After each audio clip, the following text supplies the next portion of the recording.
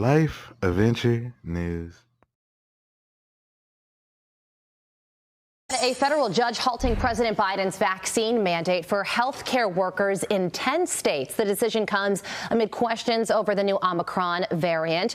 Joining me now, Dr. Sarah Klein, an optometrist who was fired for refusing to get vaccinated. And Dr. Klein, this decision from this federal judge, he essentially said that it's better to have an unvaccinated doctor than no doctor at all. So what do you make of him halting this vaccine requirement in 10 states? They're the 10 states that sued over it.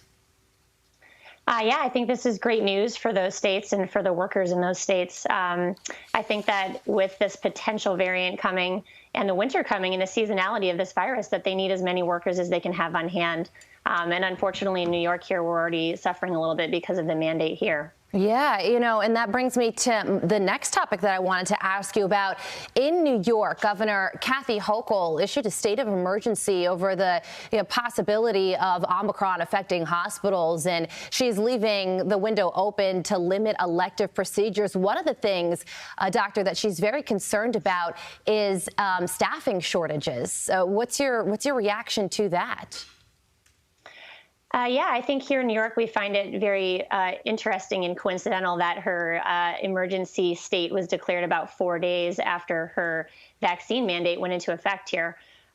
So we lost thousands and thousands more healthcare workers last Monday on the 22nd when the final vaccine mandate was carried out, and the workers here lost their religious exemptions and they lost their ability to test out. So, yeah, I think the timing's really interesting. It may or may not have to do with this variant. I think it has more to do with the fact that the hospitals here are severely short-staffed. Wow. All right.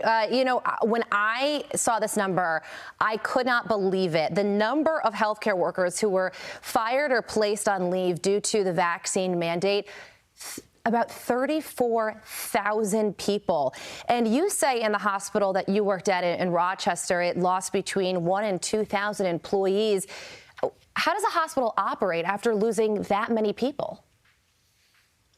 I mean, it's tough, right? So they're going to be repurposing people. I think that this whole idea of declaring that we may need to discontinue elective surgeries for a time is just some possible way that they can deal with the staffing shortages. And the sad part is it's just so unnecessary. Yeah, I was also reading that in Long Island, an emergency room was forced to shut down. Same reason, because they don't have enough doctors and nurses there because so many people decided not to get vaccinated. So unfortunate, because just like you, these are good doctors that no longer can work. The other side of the argument, and I'm sure you've heard this so many times, is that people who are for this vaccine mandate on healthcare workers say that you guys work with the most vulnerable population. So what is your response to that? Yeah, I mean, I definitely hear that argument. I just want to say that I think we've learned enough now about this vaccine to understand that it really does not prevent transmission and it doesn't prevent infection. And so to single out unvaccinated workers and say that we're the only possibility of spreading to the patients is just not true. And we wear proper PPE. Everyone is masked in New York State when they work in a healthcare facility. We're constantly washing our hands, sanitizing. I don't think it's a real issue. Yeah, well, this vaccine mandate has been paused for now in 10 states. New York isn't one of them, but we'll see if it has implications for the rest of the country moving forward. Dr. Klein, thank you so much for joining us. Thank you.